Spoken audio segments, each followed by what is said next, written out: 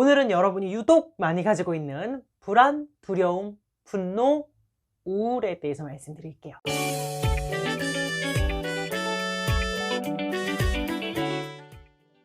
먼저 불안은 제가 자주 말씀드렸다시피 꼭 필요한 감정이거든요.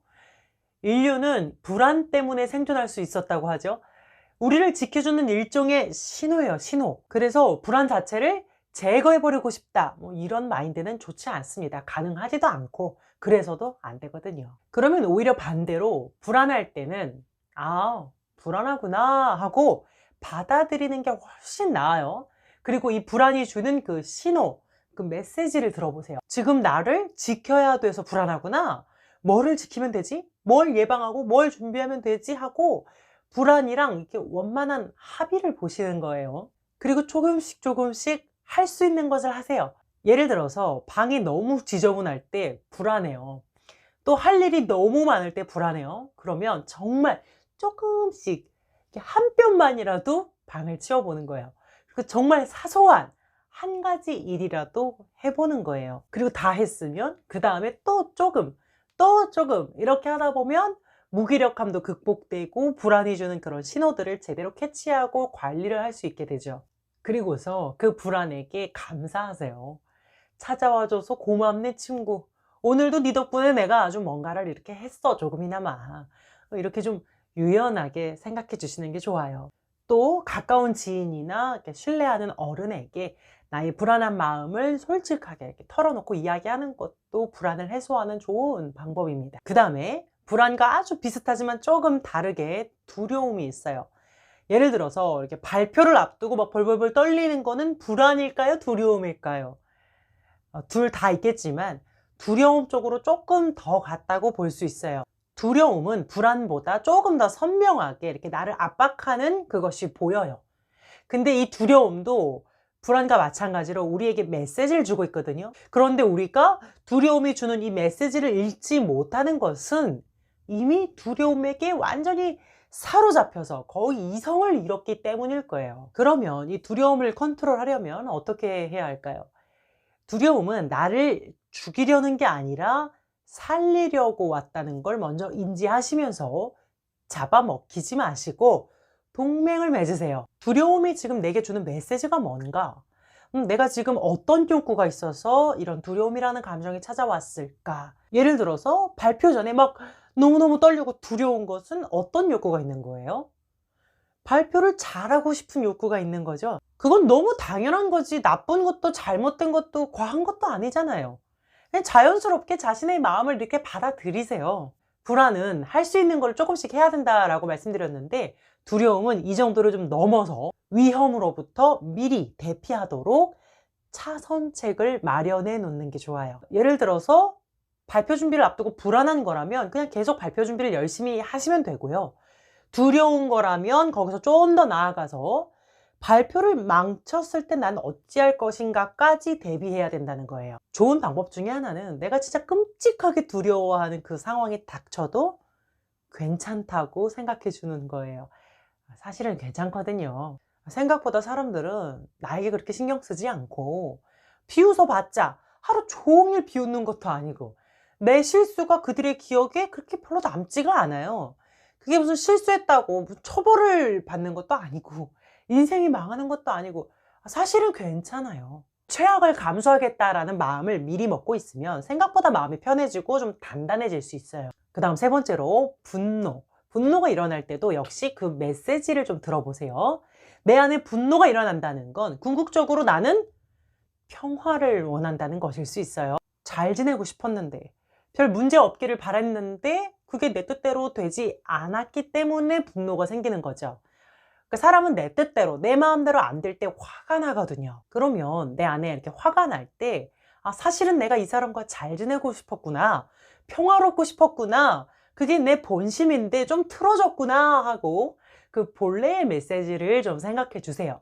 그러면 그 사람이나 그 상황이 좀 달라 보일 수 있어요. 제가 참고한 책에서는 세상이 내 뜻대로 되지 않는다는 걸 받아들이면 화를 한 50%로 줄일 수 있다고 하더라고요. 그리고 화는 내는 화가 있고 나는 화가 있는데 뭔지 아시죠? 화를 내면 주변 사람이 아프고 화를 참으면 내가 아파요. 그러면 어쩌죠? 화를 내는 게 아니라 말로 표현하는 겁니다. 마음에서 화가 나는 건 어쩔 수 없어요. 그건 막을 필요가 없어요. 부정하거나 회피하지 마세요. 난 화났다 하고 그냥 인정하시고, 그 다음에 이걸 어떻게 표출하고 표현하지? 하고 좀 궁리를 해보시는 거예요. 말을 좀 잘 준비해서 상대방에게 지혜롭게 표현을 해보세요. 맨날 쌓아두고 당하기만 하다가 어느 날 조곤조곤 딱 말하잖아요. 그러면요, 내 마음도 상대방의 태도도 우리의 상황도 정말 상당 부분 좋아질 수 있어요. 이런 것을 부적 자극이라고 해요. 항상 똑같은 패턴으로 살다가 어느 날 내가 딱 태클 거는 거예요. 표현하는 거예요. 그러면 이 지옥 같은 사이클을 멈추게 할 수 있어요. 여러분 할 수 있어요. 해보세요. 대신에 감정적으로 화를 막 내는 게 아니라 지혜롭게 합리적으로. 근데 절대로 표현할 수 없는 상황도 있잖아요. 그럴 때는 스스로 그 화를 어딘가에는 떨쳐내야 돼요. 화를 풀어낼 수 있는 나만의 방식, 나만의 활동들을 찾아서 이렇게 분노 게이지가 쌓이지 않게 잘 관리해 주시면 마음이 한결 편해지실 거예요. 마지막으로 우울. 내가 요즘에 우울하고 무기력하다면 사실 내 마음은 정말 잘 살고 싶었던 거예요. 야망 있고 이상도 높고 똑똑하고 성실하고 부지런했던 사람들이 우울증에 잘 걸려요. 그러니까 내가 무슨 문제가 있어서 우울증에 걸린 게 아니라 더 잘하고 싶었고 더 책임감이 있었고 더 성실했기 때문에 우울한 것임을 먼저 좀 알고 스스로를 다독여 주세요. 얼마나 고생 많았어, 얼마나 잘 살고 싶었으면 그랬겠니 하고 내 마음을 좀 위로해 주세요. 그리고 누구나 일생 동안 굉장히 여러 차례의 우울을 경험한다는 사실을 잊지 마세요. 누구나 느끼는 감정이니까 너무 심각하게 받아들이기보다는 아이쿠 또 왔구나, 이번에는 얼마나 있다가 갈 거야? 그냥 이렇게 인사 나누고 저리 가, 오면 안 돼, 우울하면 안 돼 막 물리치지 마시고요. 그냥 당분간 함께 살아가는 거예요. 우울에서 벗어나려고 막 필사적인 노력을 하는 것보다는 그냥 헐렁헐렁하게 느슨하게 자기를 좀 이렇게 내버려 두고 그냥 무작정 쉬는 게 더 도움되거든요. 저 좀 열심히 살잖아요. 열심히 사는 사람들이 우울증에 취약해요. 그래서 저는요, 이 우울이라는 말이 굉장히 친숙하고 이게 단순한 슬픔이 아니라는 걸 너무 잘 알고 있어요. 슬픔보다 더 깊이 이유도 모르게 아주 많이 다운되는 그런 느낌, 거기서 다시 나오지 못할 것 같은 그런 느낌에 완전히 사로잡히는 거죠. 이제는 찾아오면 인사하죠. 우울아 왔니? 이번에는 몇 박 며칠 예약했어? 빨리 방 빼라고 내가 협박 안 할게. 충분히 쉬었다 가렴 하고요. 우울도 쓸데없이 막 그냥 오는 게 아니라 다 우리의 몸에 신호를 주는 거거든요. 주인님 쉬세요. 요즘 너무 달리시는데요. 제가 무기력감하고 우울감 조금 넣어드릴 테니까요. 그냥 좀 멍 때리시고 누워 계시고 자고 놀고 당분간 좀 들숨날숨만 하세요. 우리 주인님이 충분히 좀 쉬었다 싶으시면 제가 알아서 방 뺍니다 하는 메시지를 주는 거예요. 그래서 신경증을 모두 다 나쁘다고 보지 않거든요. 이런 우울증, 불안증, 이런 신경증들을 통해서 우리는 나 자신을 관리하는 법을 배우고요. 성격도 생각도 모두 다 이렇게 성숙해지게 돼요. 물론 너무 심해서 막 환각이 있고 죽고 싶은 생각 뭐 이런 게 든다면 그냥 무작정 쉰다고 다 낫지는 않고요. 치료 받으셔야 돼요. 그 다음에 우울하신 분들은요, 평소에 실패에 대한 면역력을 좀 키우시면 한결 우울로부터 자유로워지실 수 있어요.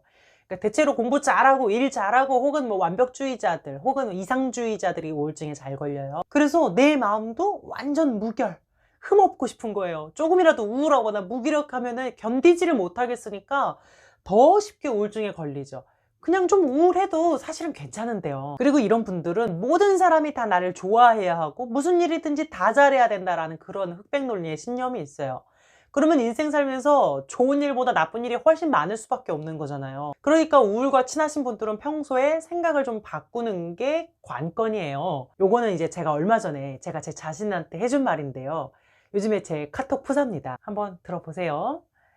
나는 모두에게 좋은 사람일 수는 없지만 누군가에게는 충분히 좋은 사람이며 누구와도 바꿀 수 없는 소중한 존재이다. 적어도 나 자신에게 나는 그런 사람이다. 이게 이제 저의 이상과 목표를 낮춘 거죠. 공부도 마찬가지, 일도 마찬가지, 다이어트도 마찬가지. 나를 조금만 느슨하게 해주세요. 한번 따라해 보실래요? 대충 살자. 대충 살아. 인생 뭐 있어? 대충 사는 사람 치고 병 걸리는 사람이 거의 없어요. 우울이 찾아와도 막 우울이랑 전쟁하고 싸우지 마시고요. 대충 그냥 머물다 가도록 내버려 두세요. 그리고 그냥 다 내려놓고 푹 쉬는 거예요. 그러다 보면 조금씩 다시 일어설 수 있는 힘이 찾아오기도 합니다. 우울증에 대해서는 제가 좀 더 상세하게 여러 가지 우울증 유형과 치료법에 대해서 조만간 시리즈 2편을 올리도록 할게요. 머지않은 미래에. 오늘은 여기까지 하고 다음 영상에서는 미움, 시기심, 열등감에 대해서 이어서 말씀드릴게요. 다음 영상에서 만나요. 웃음을 주는 따뜻한 상담사 웃다였습니다.